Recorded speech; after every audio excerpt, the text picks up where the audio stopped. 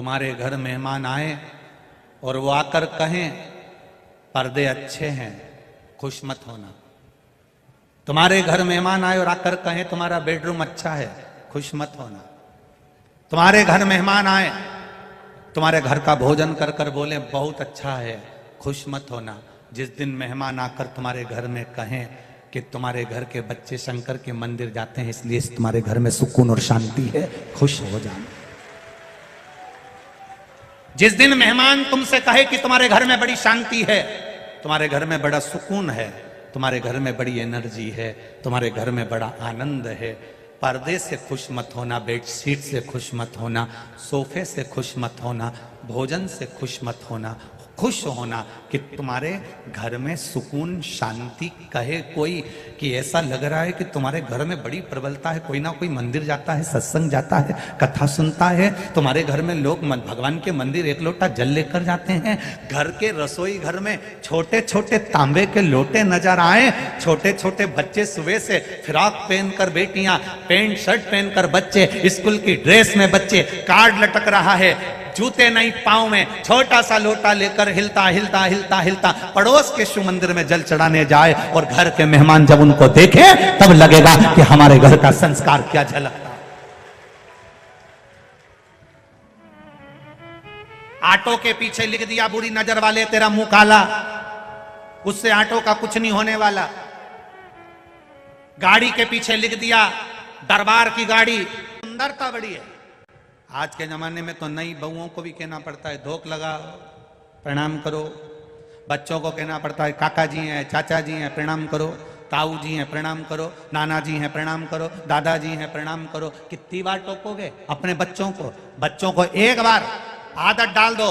जिस घर के बच्चे शंकर के मंदिर में एक लोटा जल चढ़ाते हैं, जिस घर के बच्चे शंकर के मंदिर की देहली चढ़ते हैं, उस घर के बुजुर्ग को कभी वृद्धाश्रम की देहली नहीं चढ़ना पड़ती है। आदत डालिए अपने बच्चों को कि जाओ शिव की चौखट तक, जाओ शंकर के दरवाजे तक, जाओ महादेव के द्वार तक। तुम झुकना सीख गए तो ये निश्चित है कि घर का बुजुर्ग कभी नहीं रोएगा। जिसके घर में लोग झुकना नहीं सीखते, इंजीनियर बनाना है, डॉक्टर बनाना है, नाना को पढ़ाना है, नाना को पढ़ाना है, छोरा नहीं दिखे, छोरा नहीं दिखे, छोरा नहीं दिखे, छोरा वह पान की दुकान पे तो दिखे। नाना को पढ़ाना, नाना को पढ़ाना, छोरा को पढ़ाना। आवाज लगाए जगदीश नहीं आया, कालू खेड़ा वाला छोरा नहीं आया। एक बार मुंह से नहीं बोली महाकाल राजा नहीं आया। आधी रात के नींद आए डोकरी उनके, आधी रात के फोन लगा दे रही, छोरा नहीं आया। एक बार ही के मुंडा से नहीं निकला। रोज सोती सपना में महाकाल नहीं आया, एक बार नहीं बोली। रोज अपने बहुओं के प्राण खाए, बच्चों के फोन लगा, थारा ताऊ जी क्यों नहीं आया? फोन लगा, नाना क्यों नहीं आया? फोन लगा, वो क्यों नहीं आया? कहां रह गया छोरा? भांजा कहां रह गया? छोरा कहां रह गया? भतीजा कहां रह गया? काका जी कहां रह गया? फोन लगवाए। एक बार बहू से कह दे उके फोन लगाई दे, वो क्यों नहीं आया काल अधिपति महाकाल राजा? एक बार तो कहती तब सुख का अनुभव होता। नहीं, आने में देरी होगी, दुकान मम्मी वो बोल रहे हैं दुकान पे रहेगा। मम्मी को संतुष्टि हुई, फिर भी नहीं आया तो फिर फोन लगवाई, देखते जरा छोरा क्यों नहीं आया? फिर फोन लगवाया, फिर फोन लगवाया, फिर फोन लगवाया। इतनी देर में तो उसको तो याद करती श्री शिवाय नमस्तुभ्यम। फिर बार बार फोन लगाती, बार बार लगाती, बार बार लगाती। लोग कहते इतनी कितनी कथा सुनोगे शिव पुराण की? तो तुम कथा नहीं सुन रहे, बार बार फोन लगा रहे हो, कब आएगा, कब आएगा, कब आएगा। हर बार कथा सुन रहे हो, बार बार कथा सुन रहे हो, बार बार फोन लगा रहे हो। उसने भी कह दिया उज्जैन से चला हूं, बस थोड़ी देर में पहुंच जाऊंगा। पुकारती रहे, कथा सुनती रहे। किसी ने नियम बनाया 5 कथा जाऊं, 6 कथा जाऊं, 7 कथा जाऊं, 4 कथा में जाऊंगा, 8 कथा में जाऊंगा। कई लोग ऐसे बैठे हैं जो नियम बना के बैठे, मैं 5 कथा सुनूंगा, मैं 7 कथा सुनूंगा। ऐसे बार बार पुकारा, बार बार। तो कहां बैठी रही तू, कहां गई? तुरंत आया, तुरंत। और हुआ तुम्हारे साथ। अनुभव करना कभी 7 दिन की कथा में अनुभव करना। बैठे हो, रात को सो रहे हो, बहुत तेज प्यास लग रही है, कुछ ऐसा लग रहा है कि मुझे चाहिए, उस चीज को तुमने याद करा कि भूख लग रही है, तुम नी गई निकल कर, प्रैक्टिकल कर कर देखना। आएगा वो महाकाल अपना दरवाजा खोल कर, किसके रूप में आएगा और क्या देकर चले जाएगा मालूम ही नहीं पड़ता। और इसमें से कई लोगों ने प्रैक्टिकल करा होगा। तुम इतने समझदार हो, बहुत चतुर चतुर बैठे हो, कोई कम नहीं हो तुम, तुमने खूब प्रैक्टिकल करा है। पढ़ी रहे, प्यास लग रही है, इतनी दूर कैसे जाऊं, एक बार बाहर निकल गई तो वापिस कैसे आऊंगी, दादा सब रोक देंगे, अंदर नहीं आने देंगे। बेटी प्यास लग रही, अंदर ही अंदर कुड़े जा रही, क्या करूं क्या करूं क्या करूं। इतनी देर में तो पड़ोसन ने कोनी मार के बैग में से निकाल के बोतल दे दी, पी ले पी ले। ये सुख है, ये आनंद है। लोग कहते हैं भगवान नहीं आता, हम कहते हैं कभी शिव महापुराण के पंडाल में समय व्यतीत कर कर देखना, उसका भजन करना। सवेरे से शाम तक का समय यहाँ पूरी उज्जैन के लोग आते हैं दर्शन करने के लिए। पूरे उज्जैन के लोग आते हैं कि आप क्या करते हो, सवेरे से नई धोई छिपरा नई के न बाल माल ऊंच ऊंचा के छोटी मोटी करके बैग खोल के इतना सा कांच निकाल के मुंडा मुंडा पोत पुताई के कंगा मंगा करके बाल जड़ाई के और बाल की वो जो निकले हुए बाल ऊपर सब गुंडी कर फेंक के और आंखों में सुरमा मुरमा लगाई के और बैग से ठीक है। और फिर इतना में कोई जा रहा होगा, ना ना बाहर दे दिया का भाई मारी बाटल भी भर लाई जाए ले जा, और बाटल ऊके पकड़ा रही बापड़ा के, और वो बाटल तोप के वो वहां से भर के ला रिया। और इतना में फिर कहीं का आ गया भगत, इनके चाय पिला के और आराम से वहीं पड़ी तो पड़ी चाय। कल एक फोटो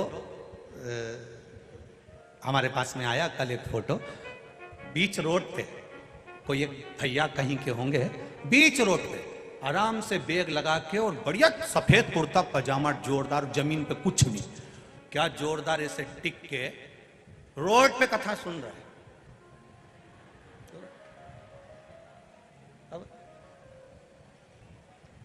अब भीतर से हमको इतनी जलन हो रही, बताओ क्या ठाठ से, क्या आनंद से। उसका फोटो जब देखा तब उसकी भक्ति जो देखी है तब मन में भाव जागृत हुआ, गजब है मेरे महादेव, गजब, क्या राजसी ठाठ से कथा सुन रहा है। घर में एसी लगाए, घर में पंखा लगाए, घर में कूलर लगाए, घर में डनलप का गद्दा लगाए, घर में गादी तकिया लगाए, घर में कालीन लगाए, घर में कालीन लगाए, पर रोड पर आराम से बैठा है। और पूरे उज्जैन वालों के घरों में पंखे कूलर गाड़ी बंगला सब है, पर उज्जैन के लोग भी इस पंडाल में आकर उसके दरवाजे पर आकर कथा सुन रहे हैं। उसका फल मिलेगा जरूर, खाली नहीं जाएगा, खाली नहीं जाएगा। अच्छे कर्म का तुम्हें कभी अभिमान मत आने देना। किसी को पानी पिलाया है तो तुम अभिमान मत करना, किसी को भोजन कराया है तो तुम अभिमान मत करना। ये उज्जैन की पावन धरा पर इतना बड़ा भंडारा जिसमें लाखों लोग प्रतिदिन भोजन कर रहे हैं, ये आई हुई लाखों की संख्या में भक्तगण रोज भोजन कर रहे हैं। दान देने वाले दान भी दे रहे हैं, टीवी के माध्यम से भी दे रहे हैं, यहाँ भी दे रहे हैं। तुम्हारे भीतर ये भाव कभी प्रकट ना होना चाहिए कि मैंने ये 1 रुपया एक चावल का दाना दिया। तुम्हारे मन में ये आना चाहिए कि देने वाला महाकाल और लेने वाला महाकाल था, उसने ले लिया, उसने दे दिया, उसने लिया और उसी ने दिया। आप किसी को कब कोई चीज अगर आप दे पाते हो तो कब दे पाते हो, जब आपको कोई देता है। महादेव ने आपको दिया होगा तब तो आपने कुछ दिया होगा। आज इतने जजमान शिव महापुराण के अगर बने हैं तो कहीं ना कहीं देवादिदेव महादेव की कृपा इन पर हुई होगी, तब तो ये शिव तत्व को प्राप्त करे हैं। उसने इनको दिया होगा तब तो इन्होंने महादेव की कथा में दिया होगा, तो ये उसकी कृपा से मिला।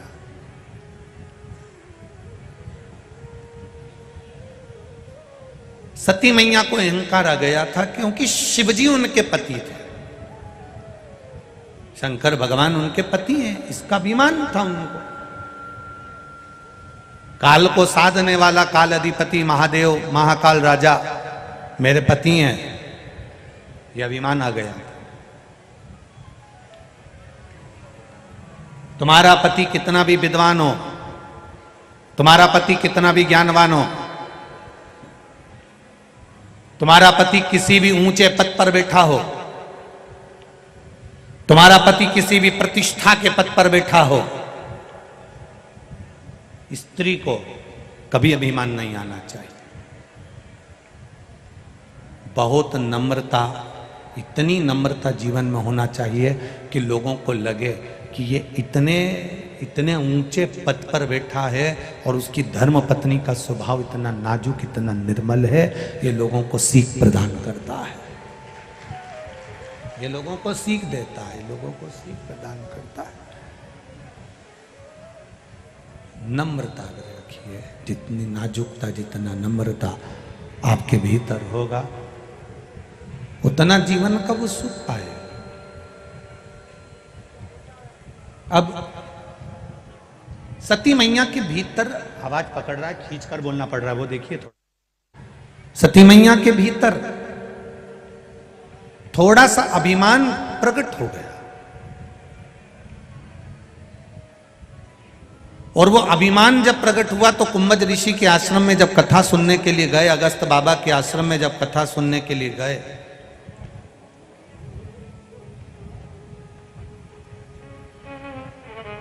तब उनका मन कथा में नहीं लगा। कई लोग कथा में 3 तरह के लोग पहुंच जाते हैं। एक पहले नंबर पर होता है सोता, जो कथा में सोने के लिए पहुंचता है। जैसे ही महाराज ने कथा कहना प्रारंभ करी, इसको धीरे से जब किया। दूसरे नंबर पर होता है सरोता, ये कथा में कतरने के लिए पहुंचता है। पूरी कथा में सब कथा सुन रहे हैं और ये बोले जाए बोले जाए बोले जाए बोले जाए। अरे भाई देख तो सही, इनने उनको पानी दे दिया, अपने को दिया ही नहीं। अरे भाई जब घर से चली थी तो 2 बाटल लेके चलती, बैग में पटक के रख लेती, 3 घंटा तुझे पानी की जरूरत ही नहीं पड़ती, घुट घुट पीती रहती, आनंद लेती रहती, दूसरे को भी पिला देती, कौन जरूरत पड़ती।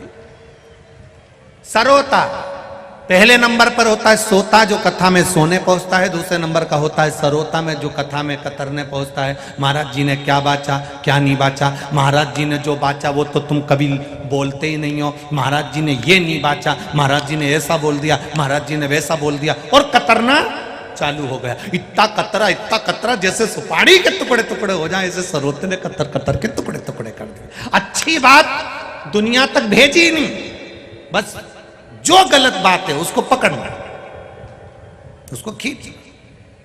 अच्छा तो लिखो, अच्छा तो बोलो, अच्छा तो सत्संग करो। एक पत्र है, देखिए।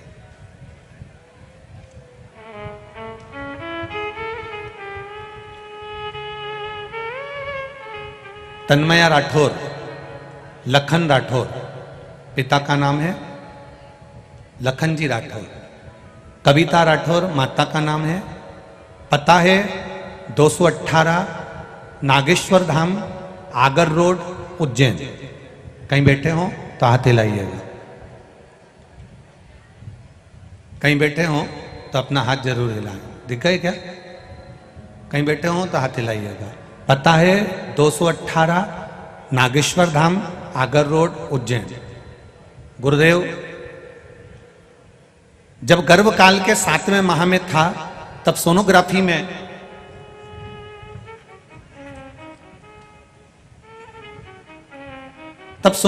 में डॉक्टर ने दिल में छेद बता दिया था एवं सर्जरी की सलाह दी थी। महाराज जी आपके मुखारविंद से शिव महापुराण की कथा श्रवण करना प्रारंभ करिए। टीवी के माध्यम से हम कथा सुनते थे और पशुपतिनाथ का व्रत करना प्रारंभ करा। गुरुदेव शिव जी को जल चढ़ाना, शंकर जी का चढ़ा हुआ जल लाकर बहू को प्रदान करना बेटी को, और वो जल को पीती। गुरुदेव हमारे नज़दीक में ही नागेश्वर महादेव हैं, नर्मदेश्वर महादेव हैं, वहीं मंदिर में आप कहते हो कहीं दूर जाने की जरूरत नहीं है, तुम्हारे नज़दीक में जो मंदिर है वहीं जल चढ़ाओ। वही जल चढ़ाया, वही बलपेत्री उस बेटी को खाने को दी। गुरुदेव, डॉक्टर ने कहा था इसके हृदय में छेद है, सर्जरी कराना पड़ेगी जन्म पे ही। बाबा पर भरोसा करा, विश्वास करा और भरोसा कर कर गुरुदेव बच्चे का जन्म हुआ।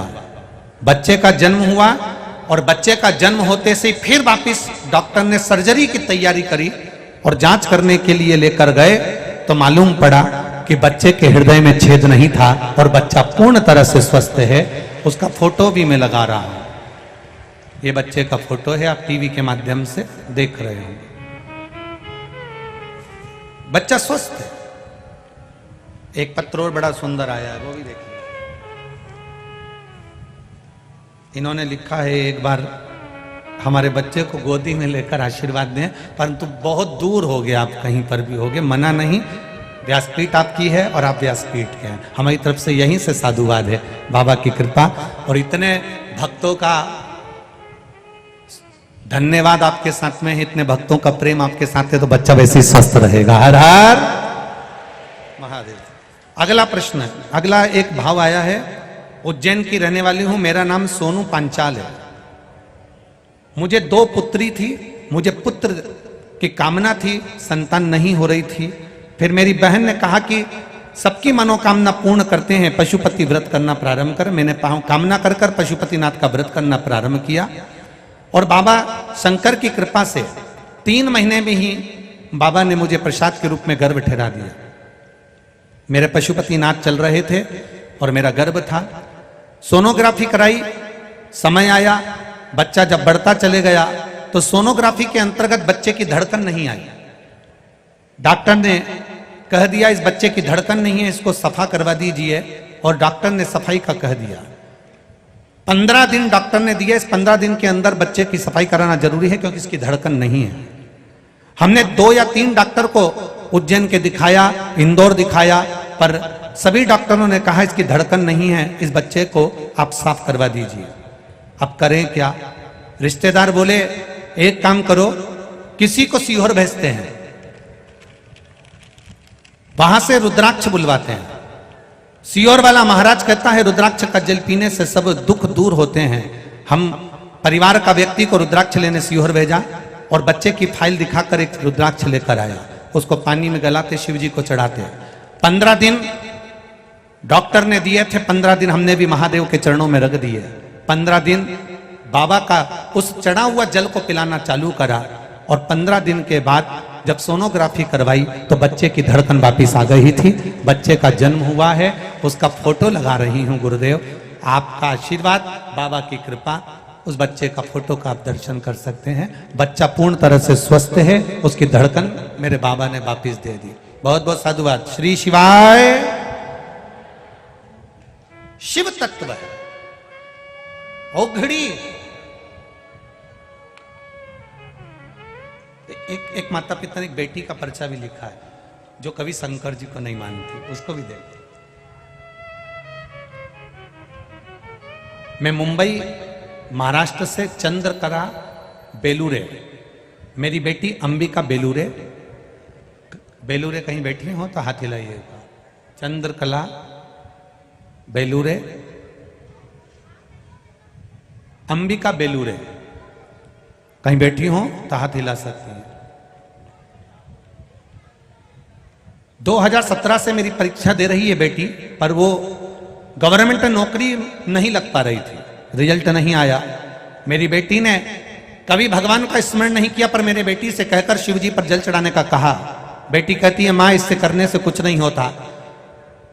अगला एग्जाम आया तो मैंने बेटी से बस इतना ही कहा कि शहद लगी हुई बेलपत्र शिव जी को चढ़ाकर चली जा, बाकी के तेरे बत्तल का पशुपति व्रत मैं करूंगी। बाबा से व्रत प्रार्थना करी और निवेदन करा। बेटी का मन भी शिव जी में लगना प्रारंभ हुआ। जिस दिन से उसने बेलपत्र लगाई उसी दिन से वो शिव जी के मंदिर जाना चालू कर दी, जल चढ़ाती। बाबा की कृपा से हम पंडाल में परभणी महाराष्ट्र में कथा सुनने के लिए गए। आपने कहा था पंडाल में बैठकर जो बोलते हो शिव उसको 3 महीने में पूरा करता है। हमने परभणी महाराष्ट्र की कथा में जाकर निवेदन करा मेरी बेटी की सरकारी नौकरी लग जाए। बाबा बेटी ने जो एग्जाम दिया उसमें बेटी की गवर्नमेंट बैंक में नौकरी लग गई है, इसलिए हम यहां पर प्रणाम करने आए हैं। मेरी बेटी भी मेरे साथ में आई है। शिव तत्व हमारे फोटो भी हमने लगाए हैं। ये शिव महापुराण की कथा औघड़ी है। खाली ना दर से तुम आप भी बोलिए, खाली ना जा दर से तुम्हारे मैं भी खड़ी हूं नन्ही बाहें पसारे, अपने हृदय लगा लो लगा लो,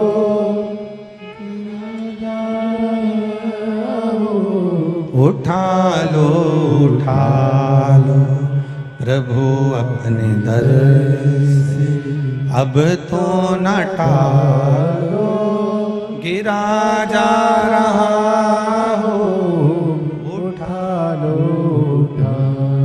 कथा के मध्य में जब भजन आता है और भजन के बाद जब श्री शिवाय नमस्तुभ्यम बोलने का मौका आता है, उस समय पर 5 बार हम लोग श्री शिवाय नमस्तुभ्यम बोलते हैं।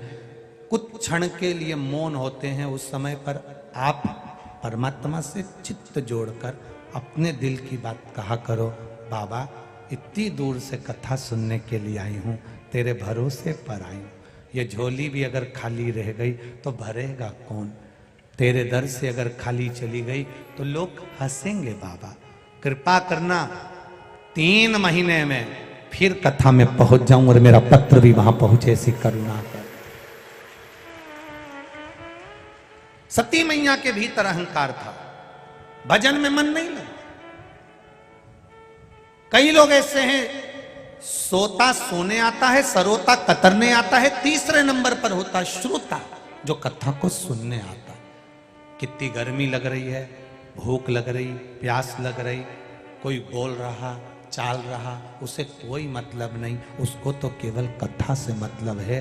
कथा सुन लूंगी ना तो मेरा महादेव मुझे मिल जाएगा, मेरा विश्वास कहता है। उसे कोई मतलब, आगे बैठा पीछे बैठा, बाहर बैठा अंदर बैठा, जहां उसकी मर्जी पड़ी वहां बैठकर उसने कथा सुनी। जहां उसका मन करा वहां बैठकर वो कथा को सुनता रहा। पेड़ की छांव में, दुकान के किनारे, रोड पर, जहां जगह मिलती गई। ये नहीं कि मैं आगे ही बैठूंगा, मैं बीच में ही बैठूंगा, मैं पीछे ही बैठूंगा। ना ना ना, जहां महादेव बिठाए वहां बैठ जाओ और कथा का रस तत्व ग्रहण करो। जहां वो बिठाए, जहां उसकी मर्जी हो, जहां उसका मन।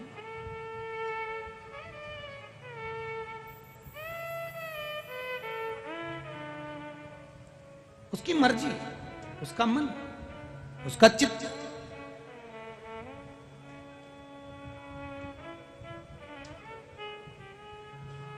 यहाँ एक सूरत वाले सोमानी जी बैठे हुए हैं।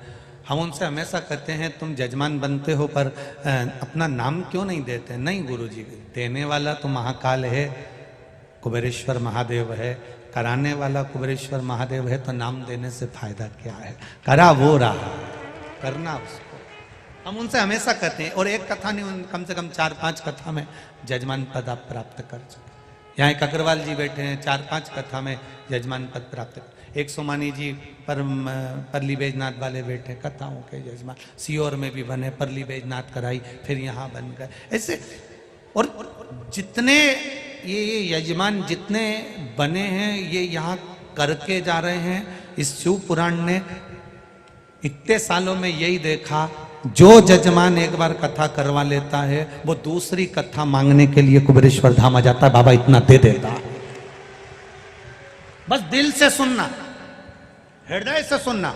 थोड़ी परीक्षा लेगा, कष्ट देगा, तकलीफ देगा, सारे पाप निकाल देगा, निचोड़ देगा, तब जाकर उस रस तत्व की प्राप्ति होगी जो महाकाल देता है, वो हमको प्राप्त हो, तब हमें मिलेगा,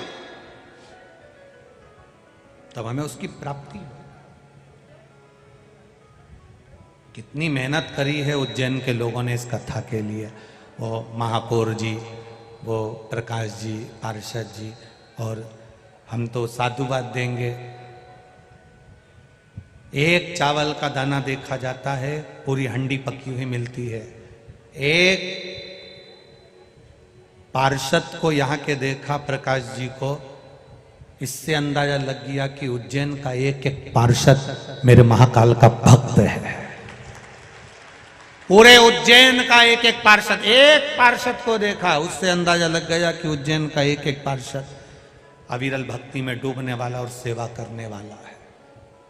ये जोड़ने वाला नहीं, ये लुटाने वाला है। पूरे उज्जैन का एक एक पार्षद, ये देखने को मिला है।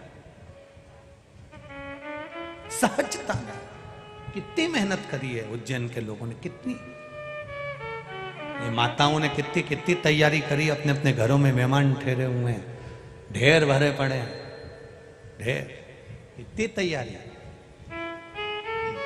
सती मैया के भीतर अहंकार आ गया, कथा में मन नहीं लगा, चली गई। शिव जी ने उनका त्याग करा क्योंकि उनने सीता का रूप धारण करा।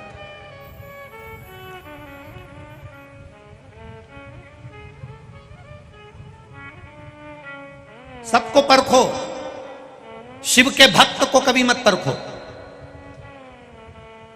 सती मैया ने परीक्षा किसकी ली थी? शिव के भक्त राम जी की ली थी।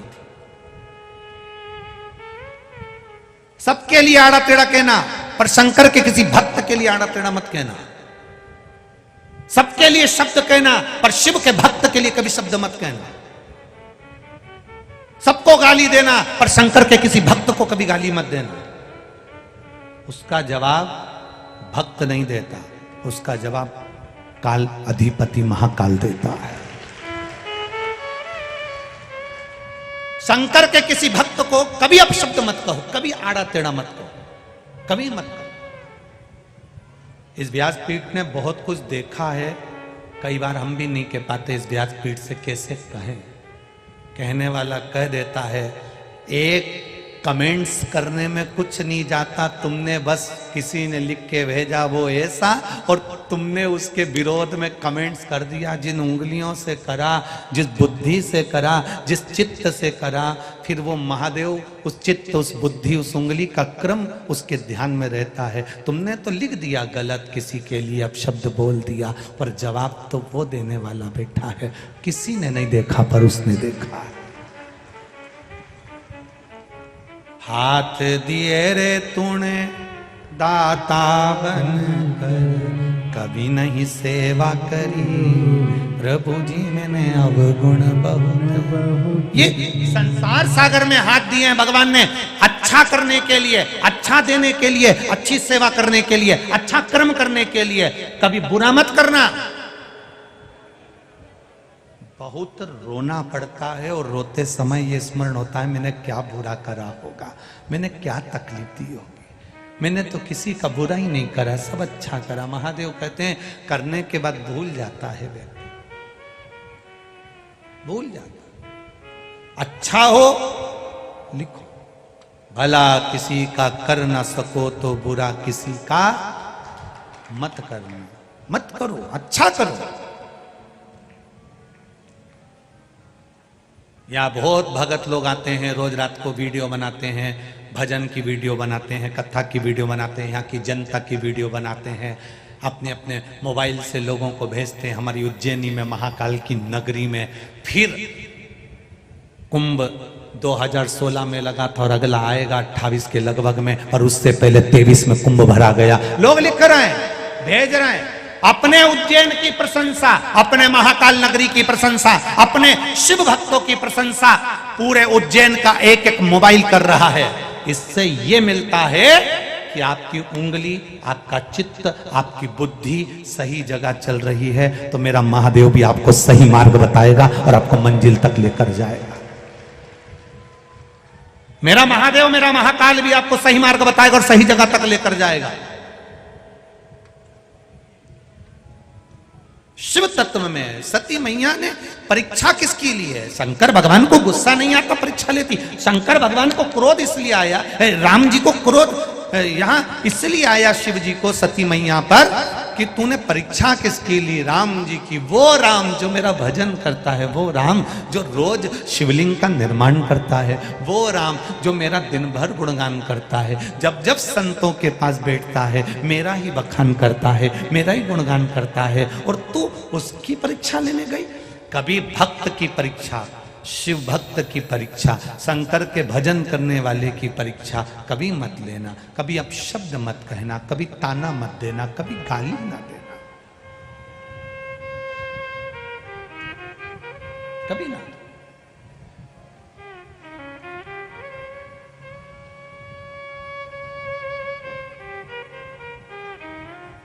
करो भजन, अच्छा मौका मिले तो अच्छा भजन करिए।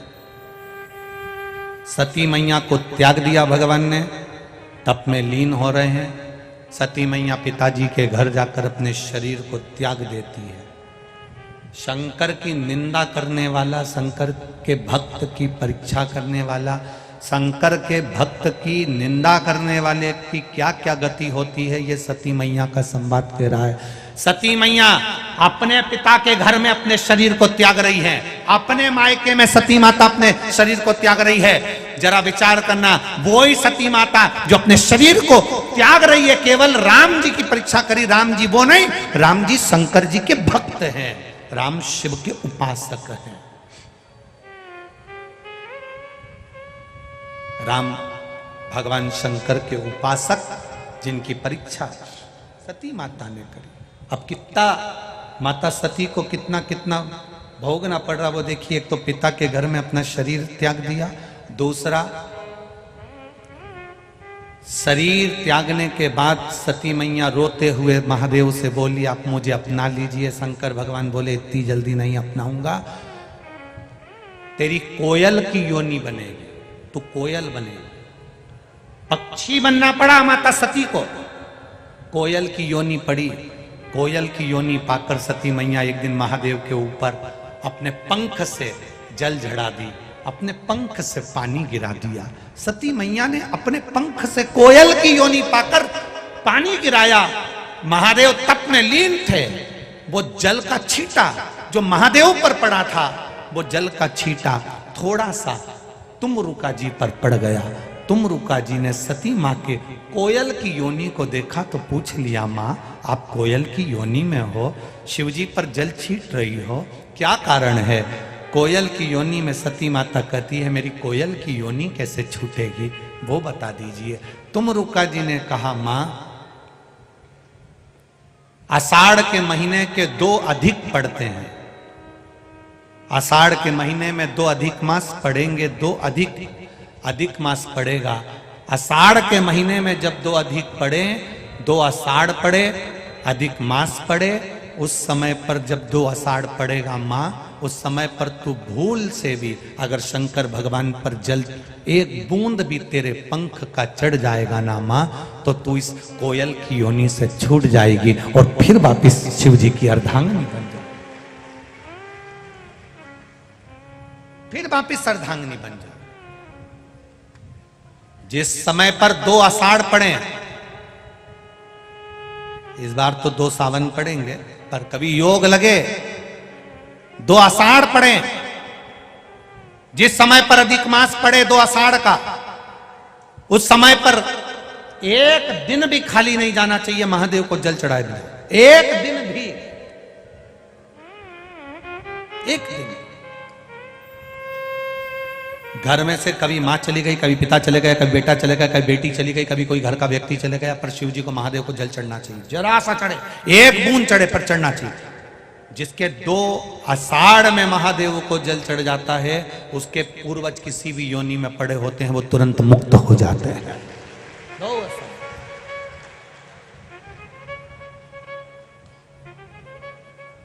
छूटना नहीं।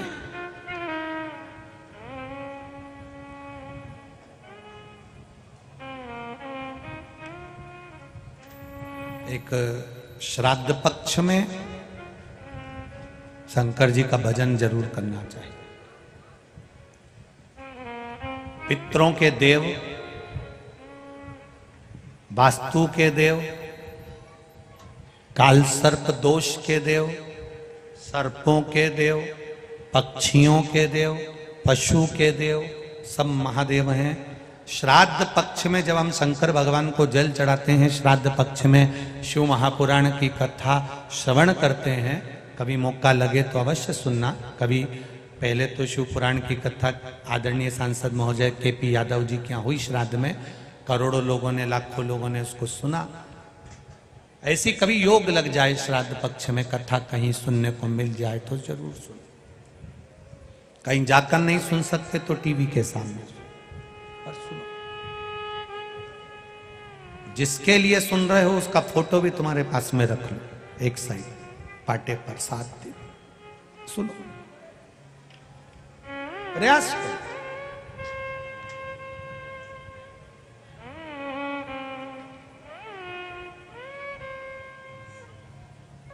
श्रवण करिए, श्राद्ध पक्ष में 1 लोटा जल शिव जी को चढ़ाने का प्रयास करना। अब सती मैया कोयल की योनि में आ गई।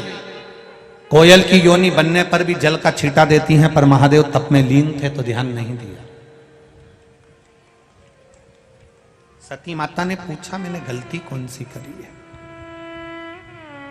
ये कौन सी गलती का मुझे ये कर्म भोगना पड़ रहा है कि मैं अपने पिता के घर में, जिस पिता ने देवी जी की आराधना करी और माता की आराधना कर कर पिता ने मांगा था कि मेरे घर में एक बेटी और दे दीजिए, जिस पिता ने देवी से मांगा कि बेटी दो और वही पिता के घर में बेटी जल रही हो तो कितना दोष होगा, कौन से कर्म का भोग भोगना होगा। शंकर भगवान क्या बोले, बस तूने एक शंकर के भक्त की परीक्षा ली, परीक्षा।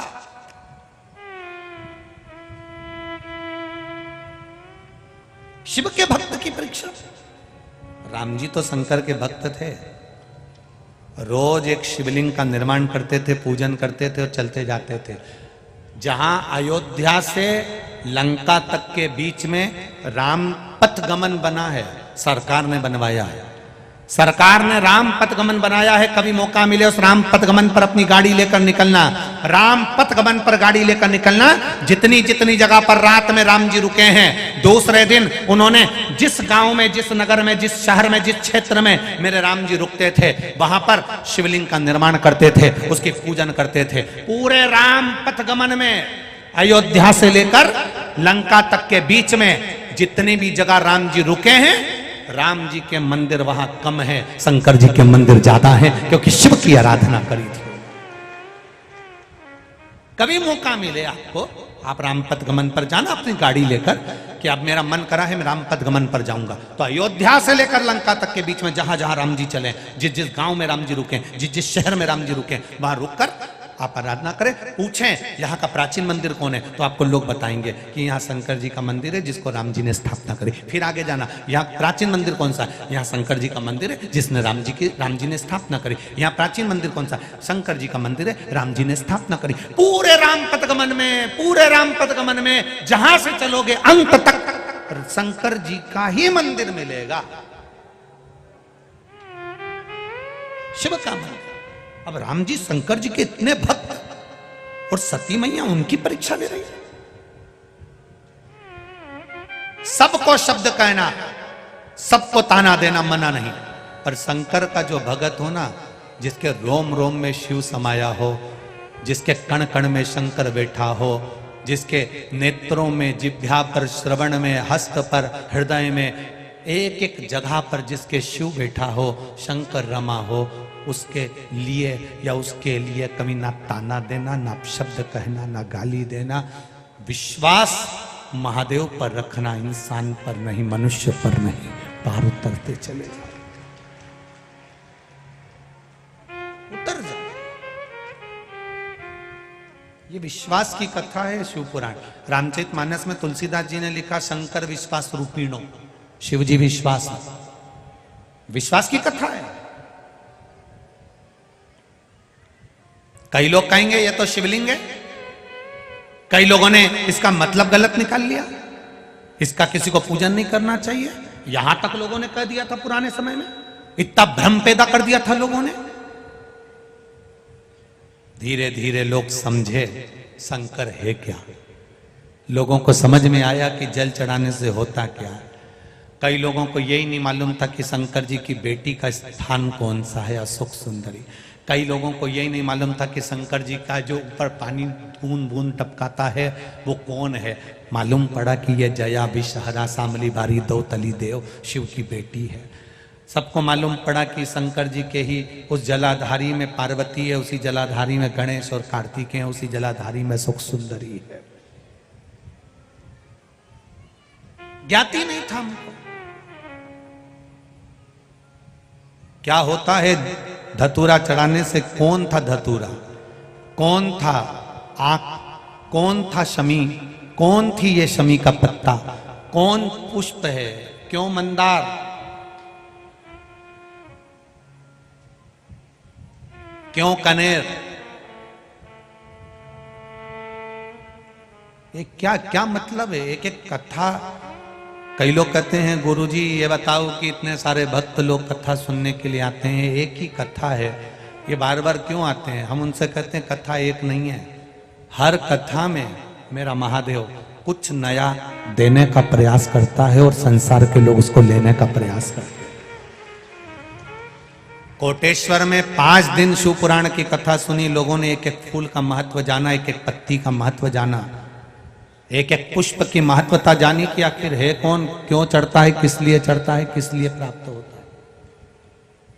आज विक्रमादित्य राजा महाकाल शिव पुराण की कथा चल रही है तो लोगों को मालूम पड़े कि हर सिद्धि मैया क्यों जा रही थी उज्जैन से, क्यों रोका विक्रमादित्य ने, क्यों भर्तरी अपनी मां की गोद में बैठकर रोए, क्यों भर्तरी की बहन ने भर्तरी को ज्ञान दिया।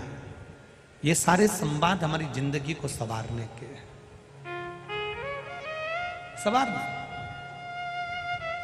अब देखा तुम कोयल की योनि में पा गई क्योंकि तुमने राम जी की परीक्षा ली है। शंकर की परीक्षा लेने वाला, शंकर के भक्त की परीक्षा लेने वाला, शंकर के भक्त को अपशब्द करने वाला, शिव के भक्त को आड़ा टेढ़ा कहने वाला एक जन्म तक नहीं भोगता, भोगना पड़ता है बारंबार। सती मैया जल गई, कोयल की योनि पड़ गई, फिर छूटी, फिर योनि में गिरी, पक्षी फिर बनी, फिर जाकर हिमालय राज के यहाँ मैनावती के गर्भ से पार्वती के नाम से विख्यात हुई। तब उन्होंने तप साधना करना प्रारंभ करा। गर्भ से प्रकट होने पर देव ऋषि नारद ने उनका भाग्य बता दिया कि ऐसा दुख इनकी जिंदगी में आएगा। इनका पति नग्न वेशधारी रहेगा, अड़भंगा रहेगा, भस्मी रमाने वाला, जटाजूट बांधने वाला इनका पति रहेगा।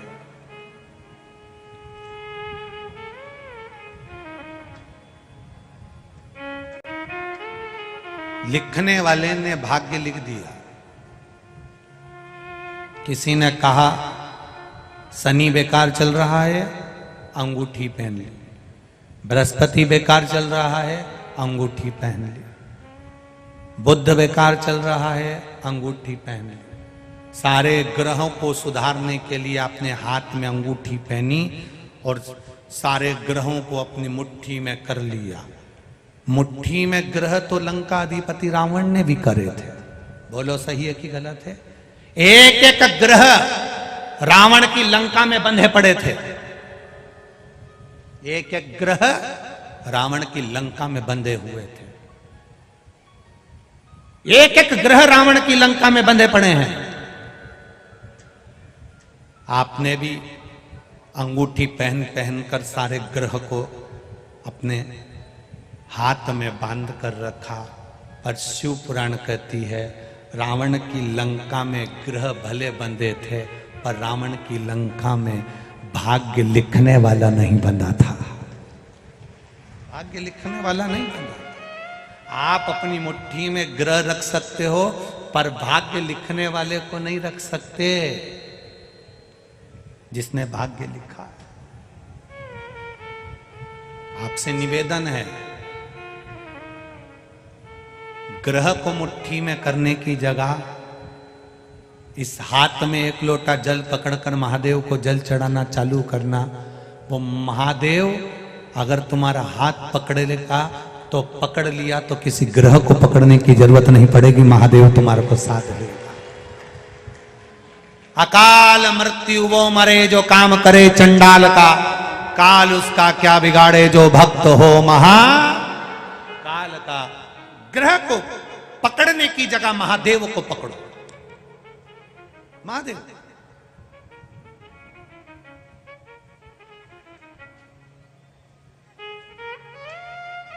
कई लोग हमसे भी कहते हैं महाराज जी तुम भी तो इतनी सारी अंगूठी पहनते हो। हम उनसे कहते हैं ये सब भगत लोग तो पिना है, अब इनने पिनाई और हम निकाल निकाल के रख दें और बाद में हमारी औलाद पहने और उनकी बहू पहने और ऊपर जाकर अपने को कितना दिल दुखे कि हमारी अंगूठी पहन रही है। तो अपनी अंगूठी अपन खुद पहनो ना।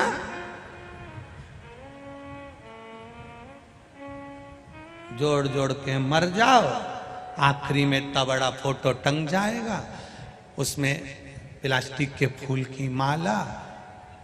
प्लास्टिक के फूल की इसलिए क्योंकि फूल की रोज 10 रुपए की आती है, रोज खर्चा कौन करेगा प्लास्टिक के फूल की।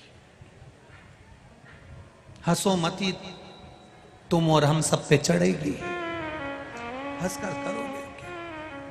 वो माला भी पंखा चलेगा तो फूल की, प्लास्टिक के फूल की माला ऐसी ऐसी फोटो पे हिलेगी। घर की बहुएं भी कहेंगी अपनी अपनी सासू से दादी जी की माला हिल रही है। अब बहू को, सास को कहना चाहिए माला नहीं हिल रही है, सास मुस्कुरा कर कह रही है हम भी जोड़ जोड़ के मर गए, तुम भी ऐसे टंगोगे, ऐसे मुस्कुराते। फोटो में मुस्कुराने से अच्छा है अपनी ओरिजिनल जिंदगी में मुस्कुरा कर चलो तो जीवन सार्थक हो जाएगा। नहीं तो आखिरी में तो इस्माइल देना ही है। कितने भी रो रो कर जिंदगी निकालो, कितनी भी संघर्ष की जिंदगी निकालो, कितनी भी दुख की जिंदगी निकालो, आखिरी का फोटो किसी के घर में भी देख लेना डोकरा डोकरी का, मुस्कुराता ही मिलेगा, मुस्कुरा, क्योंकि मरना तो है।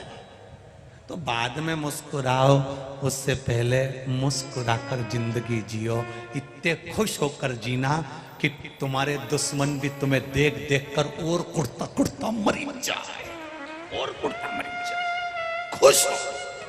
कर्जा हो गया मरने की मत सोचना, दुख आ गया मरने की मत सोचना, छाती पे मूंग दलना, काय को मरूं। लड़ाई हो गई पति से, लड़ाई हो गई ससुराल में, माय के कभी मत जाना, लड़के वहीं रहो, घी की रोटी खाओ, एनर्जी बढ़ाओ, क्योंकि कल फिर लड़ना है। काय को जाऊं, नहीं जाना। वो कितना ही के जा अपने पिता के घर, नहीं जाऊं, जा। और थाना दादाजी में जम है तो मेरे को पकड़ के छोड़ के जा। और जैसे ये घर से बाहर निकाले वैसे ही चिल्ला के देना मेरे को रोटी नहीं दे रहे, अंदर वापिस चल देवी, अंदर चल। और टिफिन खोल के ये कितनी गाली बके, तुम अंदर रसोई घर में जाओ ना, देसी घी लगा के, नमक मिर्ची लगा के, ऐसा पुंगा बना के जैसे बचपन में खाते थे वैसी सास के सामने खा। तुम अपने को खुश होकर जिंदगी जीना, रोके नहीं। जरा सा दुख आया, कर्जा बढ़ गया, मरने की सोच ली, तकलीफ आ गई, मरने की सोच ली। काय को मारे? जो जितना गाली दे, जितना अपशब्द कहे, जितना ताना दे, जितना आड़ा टेढ़ा बोले, उसके सामने उतना सज धज के लाइन खींच के डब्बा भरी ने, फिर लोटा लेके पानी लेके ने शंकर जी के मंदिर उसी के सामने जाओ और बिना माचिस के आग लगाओ, जा अपन तो जा, चलिए शिव जी के कही के तो के। और वो जितना जितना बोले नहीं उतना मुस्कुरा के जाओ और बड़े प्रेम से तेरे डमरू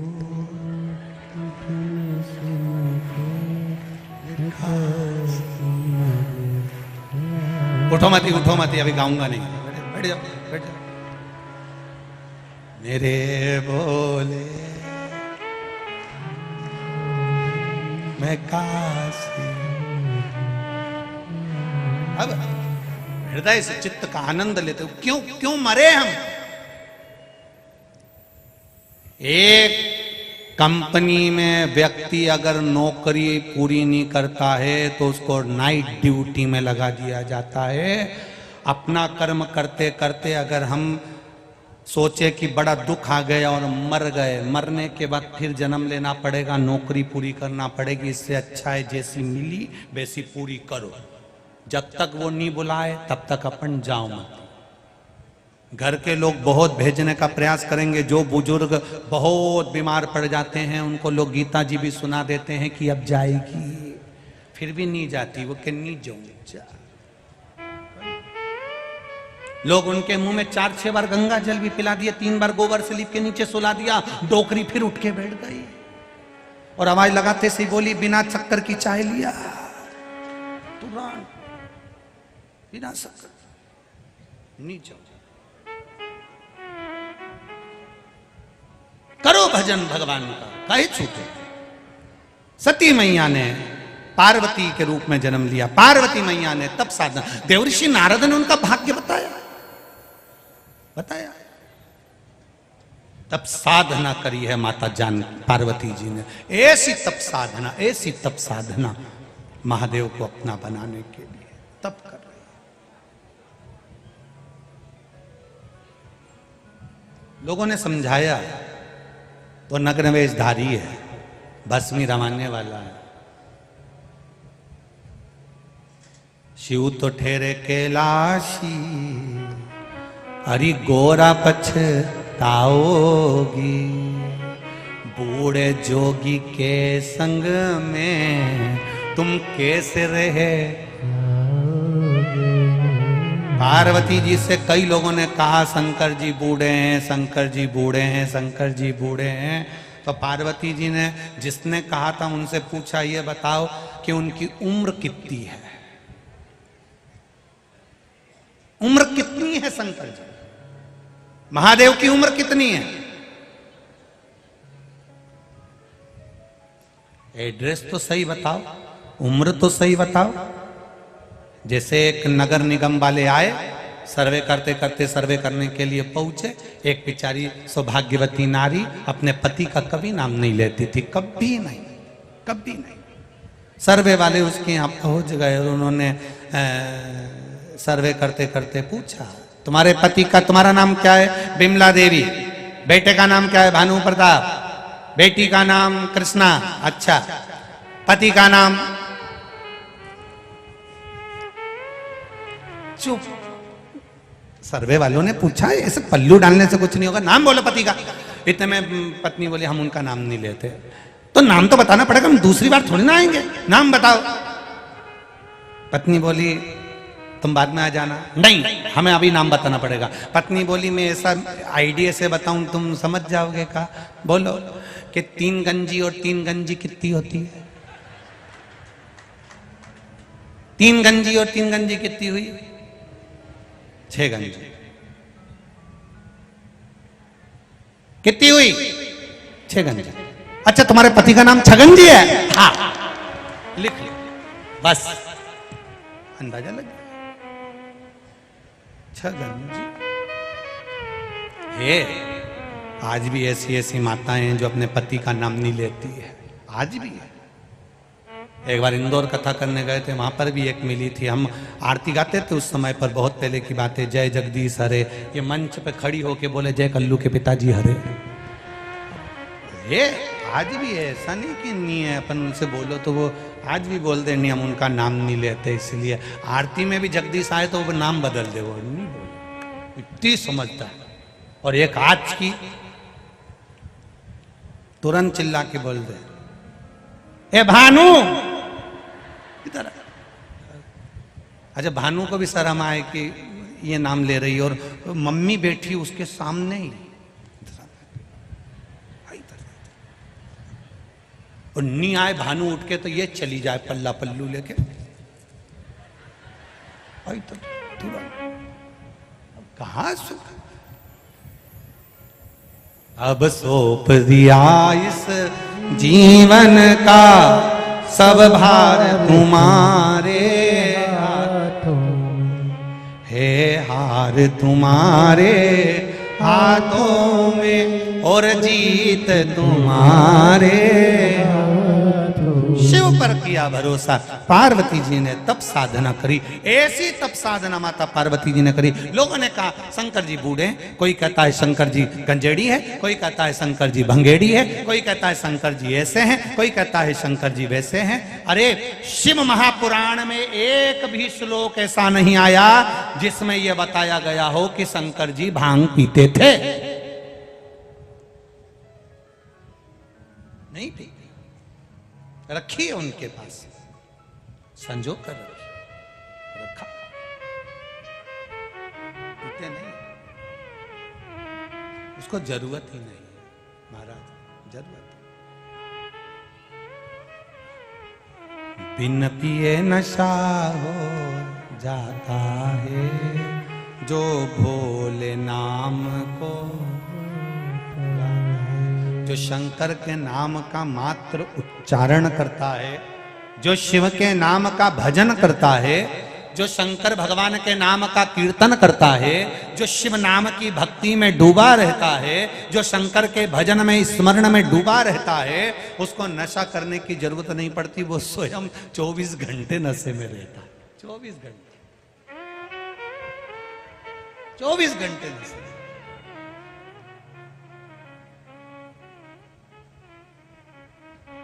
जरूरत ही नहीं, बस उसकी भक्ति में जो रमा है, उसके भजन में जो रमा है।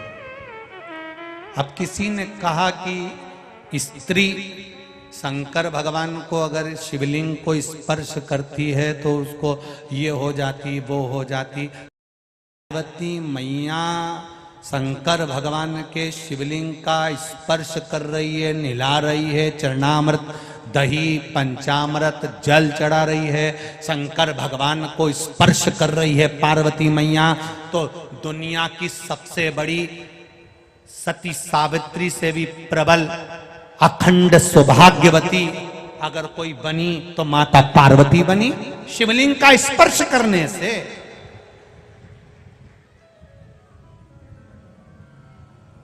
कई लोग कहते हैं शंकर जी को मलमल का, ना ना, पार्वती मैया स्पर्श कर रही है। पार्वती मैया शिवलिंग का स्पर्श कर रही है। उमा देवी ने शिवलिंग का स्पर्श करा, कात्यायनी, कुष्मांडा, चंद्रघंटा, स्कंदा, सारे चरित्र निकाल कर देखिए।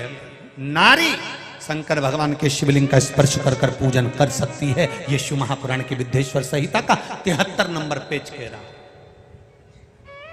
करो।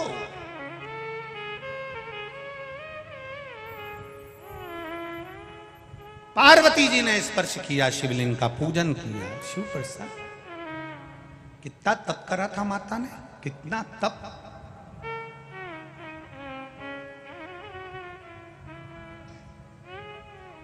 जब पार्वती जी छोटी थी ना, लहंगा, चोली, सुंदर चोटी, सुंदर कर्णफूल, नैनों में सुरमा, सुंदर धारण कर कर माता पार्वती जी जाती थी। सुंदर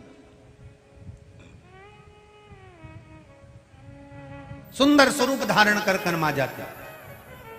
उस समय पर माता पार्वती जी शिव जी की आराधना करने के लिए नहीं जाती।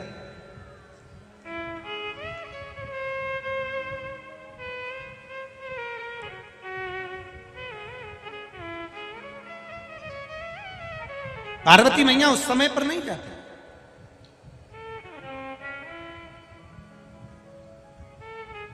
पार्वती मैया मैनावती के साथ में एक सुंदर हिमालय राज की नगरी में एक सुंदर शिवालय है। सुंदर शिवालय,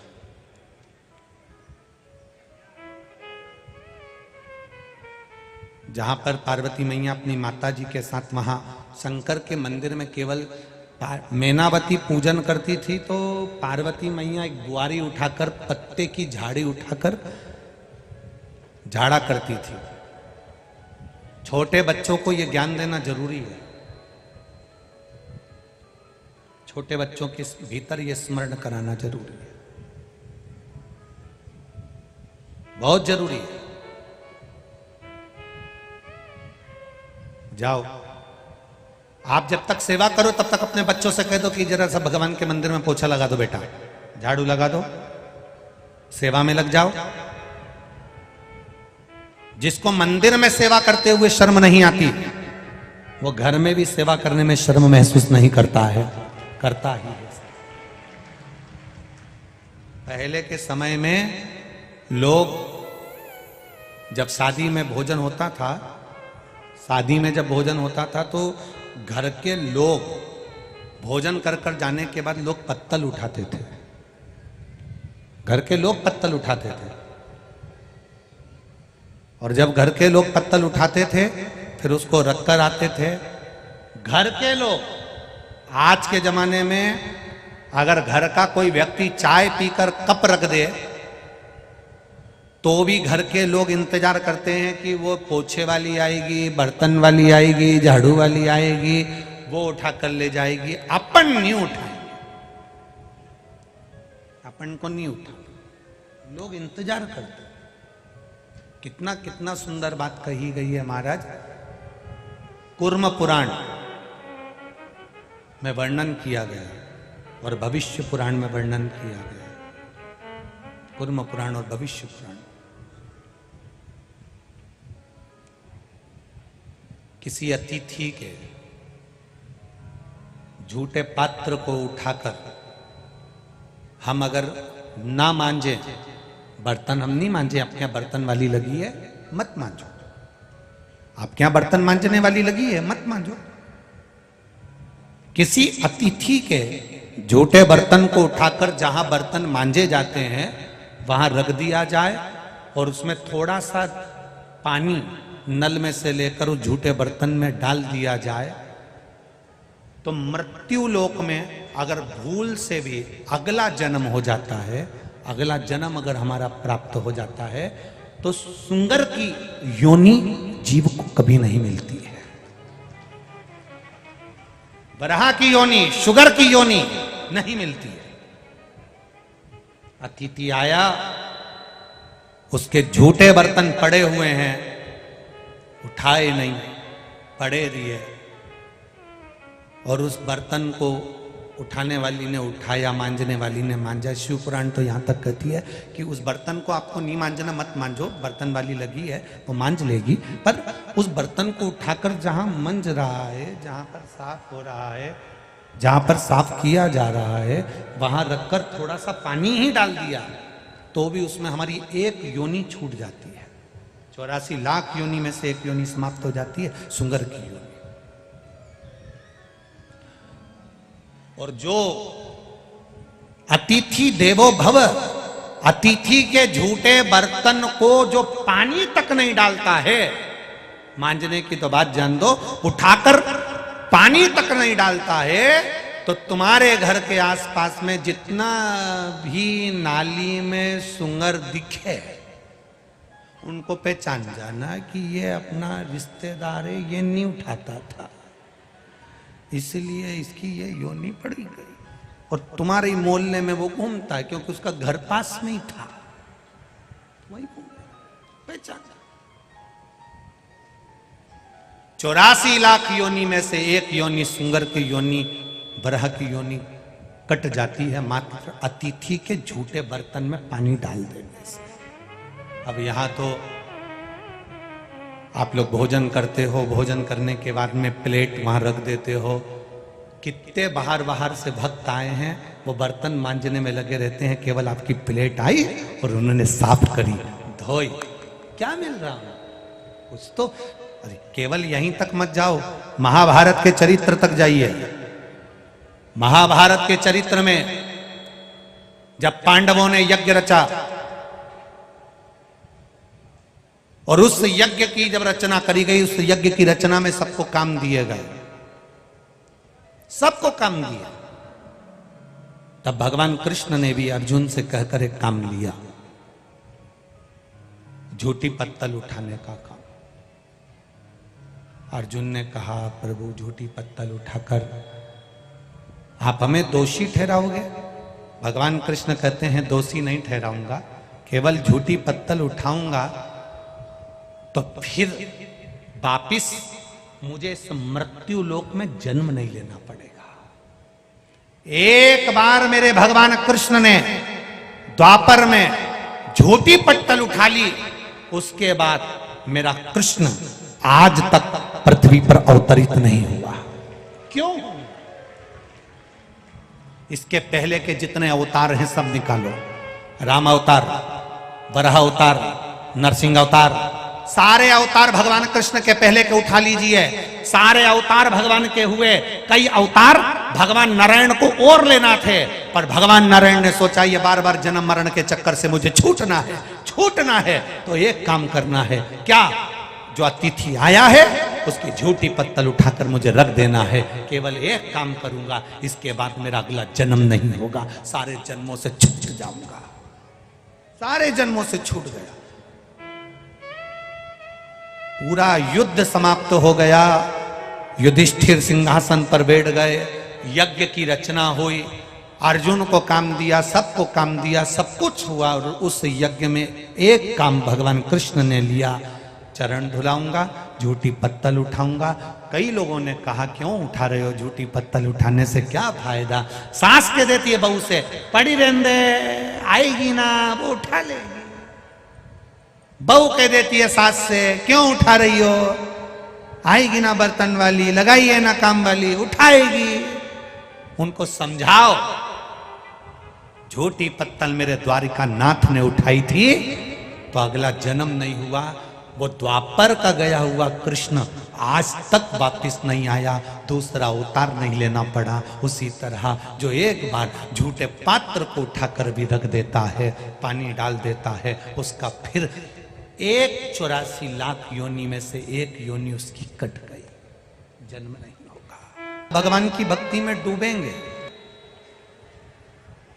आप, जब भगवान के भजन में डूबेंगे तब कहीं ना कहीं कोई ना कोई अड़चन आ सकती है।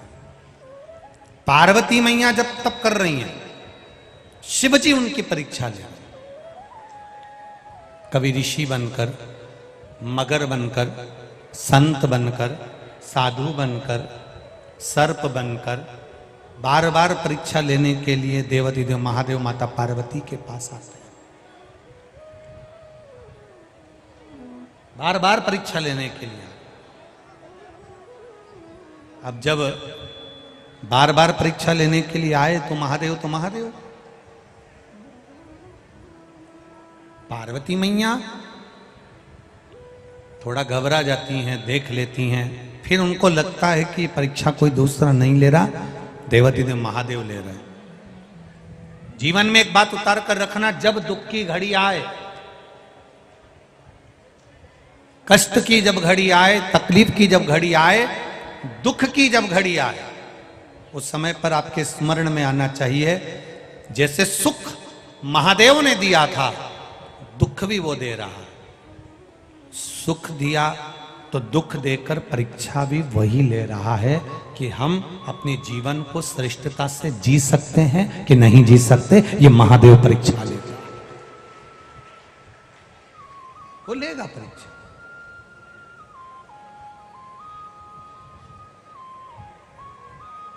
जब से तेरा गुलाम हो गया, तब से मेरा भी हो गया। जब से तेरा गुलाम हो गया, तब से मेरा भी नाम हो गया। वरना औकात क्या थी मेरी, सबसे बढ़िया सबसे खरी, भोले बाबा तेरी नौकरी, सबसे बढ़िया है सबसे खरी। परीक्षा ले, वो परीक्षा लेते समय तुम्हारे बीच में भान होना चाहिए कि वो परीक्षा ले रहा है, हिम्मत नहीं आ रहा, हिम्मत ना आ रहा, लेगा परीक्षा, बहुत लेगा, पर हिम्मत ना आ रही है। पार्वती जी ने कोई हिम्मत नहीं हारी। माता पार्वती जी शिव जी की आराधना में लगी रही। समझाया, घर के लोगों ने जब समझाना चालू करा तो पार्वती जी एक वन में जाकर एक गुफा में प्रवेश कर शिवलिंग का, बालू रेत का शिवलिंग का निर्माण कर कर उसकी पूजन करती हैं। हस्त नक्षत्र हरतालिका तीज का दिन इतनी परीक्षा देते देते देते देते देते देते देते जब तक पार्वती जी हार चुकी थी, तब आखिरी हस्त नक्षत्र हरतालिका तीज का दिन माता पार्वती जी ने शिव की फिर एक बार आराधना करने बैठी। ना कुछ खाती है, ना कुछ पीती है, केवल बेलपत्र का सेवन करती हैं, वो भी छोड़ दिया। नासिका के 2 छिद्र हैं, एक छिद्र से श्वास लेना, एक छिद्र से छोड़ना, ये भी छोड़ दिया। केवल एक छिद्र से ही श्वास लेती हैं, एक छिद्र से ही छोड़ती है। श्वास को भी माता पार्वती थाम लेती हैं, तब देवलोक हिलने लगता है। कामदेव को भेजा, जाओ समाधि तोड़ो। कामदेव को भेजा गया, समाधि तोड़ दीजिए। अब कितना लोगों ने विचार करा कि कामदेव को समाधि तोड़ने के लिए भेजा। देव ऋषि नारद को लगा मैंने तप करा और मेरी समाधि को कामदेव नहीं तोड़ पाया, पर महादेव ने तप करा और महादेव की समाधि कामदेव तोड़ दिए। देव ऋषि नारद के भीतर भी अभिमान आ गया था कि मेरी तप साधना बड़ी है, कि मेरी समाधि को कामदेव नहीं तोड़ पाए थे, और महादेव की समाधि को कामदेव ने तोड़ दिया। पर कौन समझाए कि कामदेव रति के पति हैं और शिवजी सती के पति हैं। जब अपनी पत्नी के बहन का पति जब आता है तो पत्नी कह देती है वो आए हैं तो थोड़ा सा मिल लेना हो।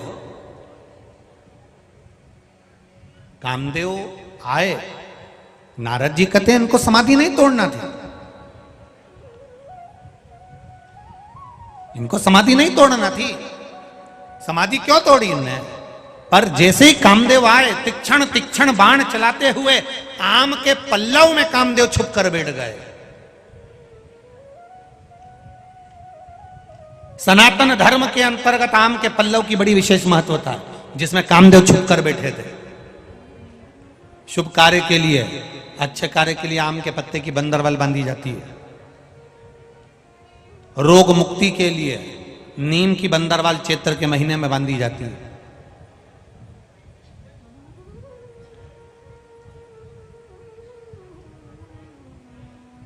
पीपल के पत्ते की बंदरवाल पितृदोष के निवारण के लिए लोग बांधते हैं।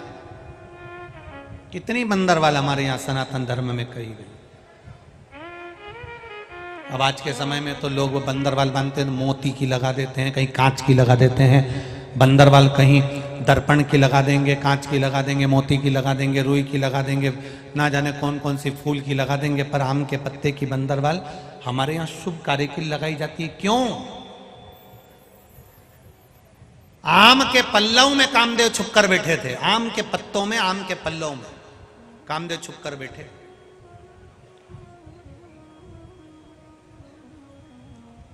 और वो आम के पल्लव में छुप कर बैठे तो देवाधिदेव महादेव ने भी कह दिया, सुनो कामदेव, तुम भस्म जरूर हो गए मेरे नेत्र की ज्वाला द्वारा, पर आम के पल्लव में तुम छुप कर बैठे थे, इसलिए जिसके द्वार पर ये आम के पत्ते की बंदरवाल बांधी जाती है, पल्लव लगाए जाते हैं, वहां पर महादेव की दृष्टि रहती है, कोई दूसरे की दृष्टि कभी नहीं पड़ सकती है।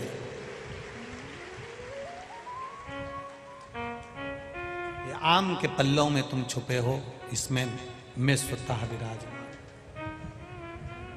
अब मेरे देवाधिदेव महादेव ने कामदेव को भस्म कर दिया। रति रोने लगी। शिव जी ने कहा, तुम्हारा जो पति मिलेगा ये अनंग अनंग मिलेगा जरूर, ऐसा नहीं कि नहीं मिलेगा, मिलेगा। कृष्ण भगवान के पुत्र के रूप में ये प्राप्त होगा। तुम अपनी तप साधना में लगी रहो, भजन में लगी रहो। कोई कोई नारी कह देती है, गुरुदेव पति चले गया, हम अकेले हो गए, बेधव्य हो गए। क्या बेधव्य नारी शिव की आराधना नहीं कर सकती है? हम बुजुर्ग हो गए, क्या हम शंकर का स्मरण नहीं कर सकते हैं? क्या हम शंकर का गुणगान नहीं कर सकते हैं? पर शिव महापुराण की कथा तो शुरू में ही कह दी है साहब। बिंदुक मर चुका था, चंचुला देवी रोती हुई काशी में गई थी। काशी में चंचुला देवी का पांव फिसल गया सीढ़ियों से, माता बड़ी का, और चंचुला देवी के प्राण छूटे और चंचुला मां पार्वती की सखी बन गई और कैलाश धाम पर रहने लगी। मौन रहकर, चुप रहकर, एकांत में चंचुला देवी रह रही है। शांत होकर चंचुला देवी रह रही है, मौन एकांत चंचुला रह रही है। और जब चंचुला देवी एकांत में रह रही है, मौन होकर रह रही है, शांति पूर्वक रह रही है, तब पार्वती जी का ध्यान गया कि आखिर बात क्या है, ये बोलती क्यों नहीं है, आखिर बोल क्यों नहीं रही है, कारण क्या? तब कहा ये चंचुला है, इसका पति चले गया, प्रेत योनि में पड़ गया। शिव जी ने आज्ञा कर दी, तुम चिंता मत करो, अगर ये शिव महापुराण की कथा सुन लेगी, भले विधव्य है, भले विधवा है, शिव महापुराण की कथा अगर सुन लेती है तो इसका पति प्रेत योनि से छूट जाता है, देव योनि को प्राप्त होगा। ये बेधव्य होने के बाद अगर शिव महापुराण की कथा सुन भी लेती है, कभी जीवन में किसी भी जन्म में यह कभी बेधव्य नहीं होगी, अखंड सौभाग्यवती होकर पति के कंधे पर जाए, अखंड सौभाग्यवती। दान भी कर रहे हैं, पुण्य भी कर रहे हैं, और बैसाख का सुंदर आनंद का लाभ चैत्र बैसाख का ले भी रहे। कोई पानी पिला रहा, कोई बिस्कुट खिला रहा, खाली नहीं जाएगा ये।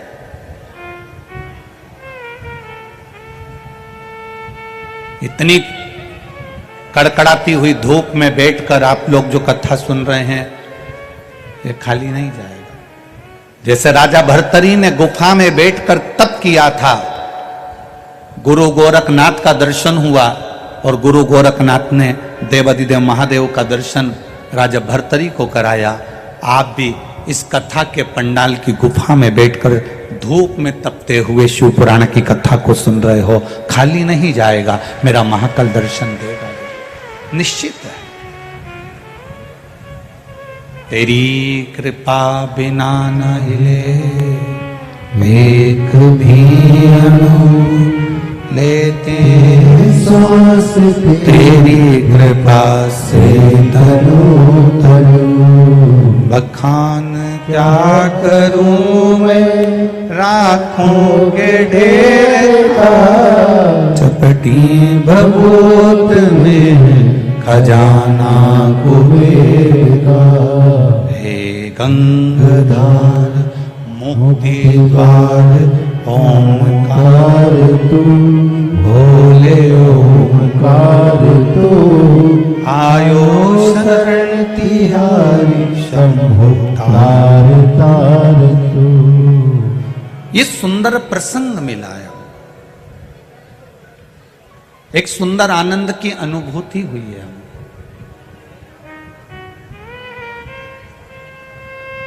महाकाल राजा के ऊपर गलती बनना प्रारंभ हो जाएगी इस बैसाख के महीने में।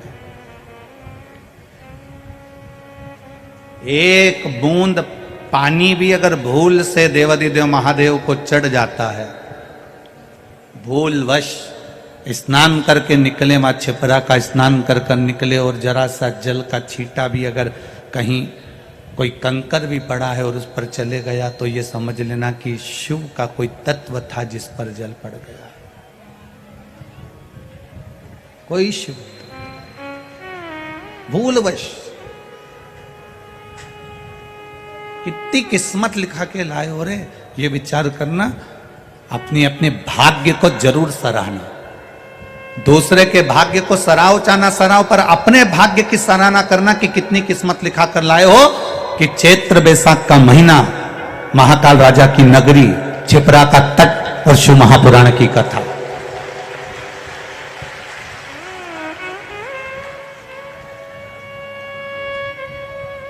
बार बार नहीं मिलना है।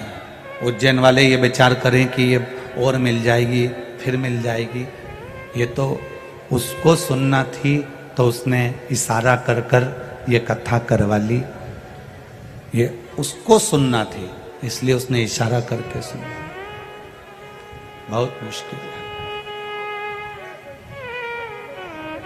अब मध्य प्रदेश में 1.5 साल तक केवल 2 कथा है मध्य प्रदेश की। एक ये कथा होने के बाद एक बेटमा की है मध्य प्रदेश में और एक जबलपुर की है। इसके बाद 1.5 वर्ष या 2 वर्ष के अंदर मध्य प्रदेश में कथाएं नहीं है, सब कथा बाहर है शायद, जहां तक स्मरण में है। 1-1.5 वर्ष के अंदर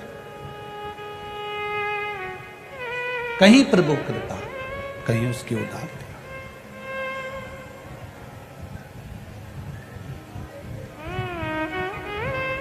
करो, उसकी चाकरी करने का मौका मिला है, भजन करने का मौका मिला है।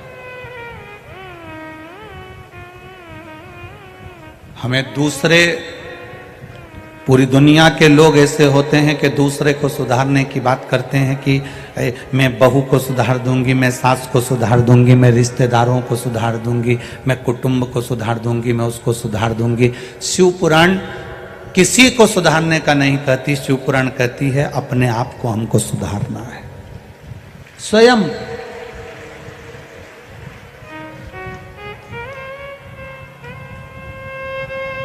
पहले के मैकेनिक और आज के मैकेनिक में अंतर है। गाड़ी सुधारने वाले जो मैकेनिक होते थे पहले के, एक बार गाड़ी को हाथ लगाते थे, सुधार देते थे तो गाड़ी बहुत दिनों तक चलती रहती थी, खराब नहीं होती थी। यहाँ बुजुर्ग लोग बैठे होंगे, उनके अंदाजे में होगा। गाड़ी को अगर एक मैकेनिक, पुराना मैकेनिक, पहले का मैकेनिक गाड़ी को एक बार सुधार देता था तो वो गाड़ी फिर बहुत साल तक अच्छी चलती रहती थी, साल भर अच्छी चलती रहती थी, उस गाड़ी में कोई कमी नहीं रहती थी। एक आज का मैकेनिक गाड़ी को एक बार सुधारता है, 2 बार सुधारता है, 8 दिन में फिर लेकर जाना पड़ता है, 10 दिन में वापस लेकर जाना पड़ता है, 15 दिन में वापस लेकर जाना पड़ता है, 1 महीने में वापस लेकर जाना पड़ता है। पहले के मैकेनिक जैसे आज के मैकेनिक नहीं है। आज का मैकेनिक तो ऐसा है कि खुद की गाड़ी नहीं सुधार पा रहा।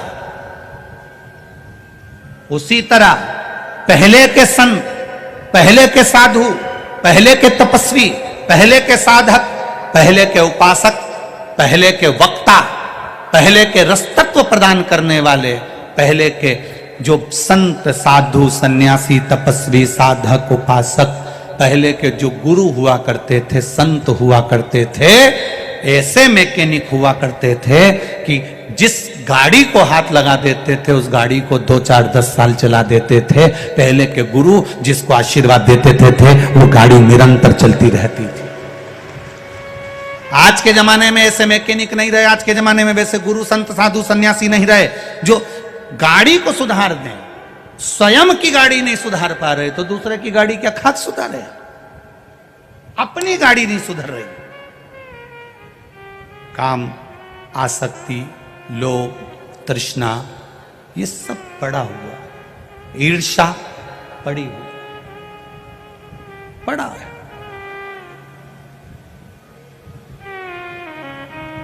आप थोड़े सी उन्नति की सीढ़ी पर चढ़ोगे और किसी ना किसी को ईर्ष्या होने लगेगी। साधु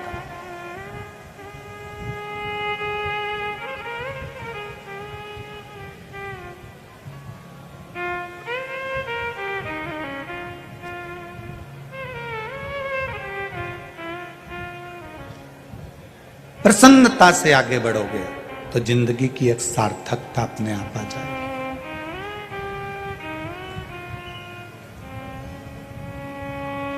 प्रसन्नता से आगे। अभी अनिरुद्धाचार्य जी महाराज जी पधारे थे, ब्रज वाले, वृंदावन से, जिनकी कथा इंदौर में चल रही, उनसे चर्चा चल रही थी तो कह रहे थे कि महाराज जी ब्रज में, वृंदावन में वृद्धाश्रम बनाया है, पर कुछ विधर्मी लोग आश्रम में लेटर डाल कर गए कि हम इसको तुड़वा देंगे, उड़वा देंगे। हमने उनसे एक ही बात कही, ये विधर्मी चाहे कितना भी प्रयास कर लें, कितना भी प्रयास करो, आप अपना कर्म करो, ये विधर्मी अपना कर्म करे। ईर्षा दूसरे को नीचे दिखा सकते हो पर अपने आप को ऊपर उठा नहीं सकते। ऊपर कब उठोगे? जब आप हृदय से ईर्षा को निकाल दोगे और भगवान के भजन में स्वयं लग जाओगे, तो समझो कि ईर्षा हमारे भीतर से निकल। साधुता का भाव, सार्थकता का भाव।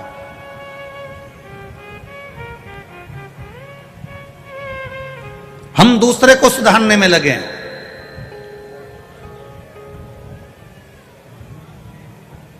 लोग कहते हैं कि आप दूसरे से कहते हो कि एक लोटा जल शंकर भगवान को चढ़ाओ। एक लोटे जल का चढ़ाने का फल क्या मिश्रा जी आपको मिला है? कभी भूल से, कभी जिंदगी में एक बार सीहोर आना, और सीहोर में जहां हम नमक चौराहे पर रहते थे, छावनी में रहते हैं, वहां पर आकर या पूरे सीहोर के लोगों से पूछना कि मिश्रा जी का लड़का आंख में चश्मा कितना मोटा लगाता था, एक बार जरा पूछना जरूर। और टीवी पर भी आपने पहले के देखे होंगे, राघव चश्मा इतना मोटा लगाते थे, स्कूल वालों ने कहकर लगवाया, भोपाल को दिखाया, सबको दिखाया, चश्मा चढ़ा। जब इस शिव महापुराण में पढ़ा कि शिवरात्रि के दिन चढ़ाया गया शंकर भगवान को शहद लाकर नैनों में लगाएं सुरमे की तरह, और शिव जी को चढ़ाया गया जल का आचमन करें तो चश्मे भी उतर जाते हैं, और आज उसका नजारा हमने खुद देखा। लोग कहते हैं गुरुजी आप कहते हो कि बेलपत्री के बीज वाले पत्ते में शहद लगाकर शंकर भगवान को लगा देने से बच्चे अच्छे नंबर से उत्तीर्ण हो जाते हैं।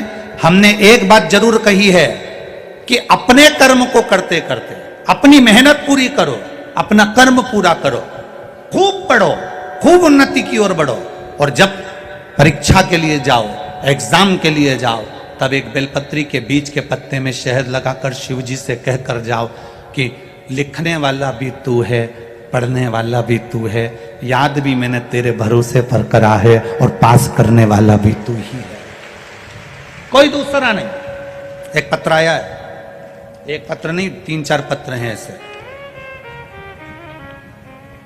मैं रणधीर यादव, ग्राम अमरपुर, जिला नालंदा, बिहार का हूं। कहीं बैठे हो तो हाथ हिलाइएगा। आप ही हैं?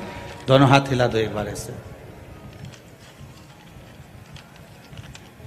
मैं रणधीर यादव, ग्राम अमरपुर, जिला नालंदा, बिहार का हूं। बाबा, मैं आपके बताए उपाय अपने बेटे से करवाया, बेलपत्र पर शहद।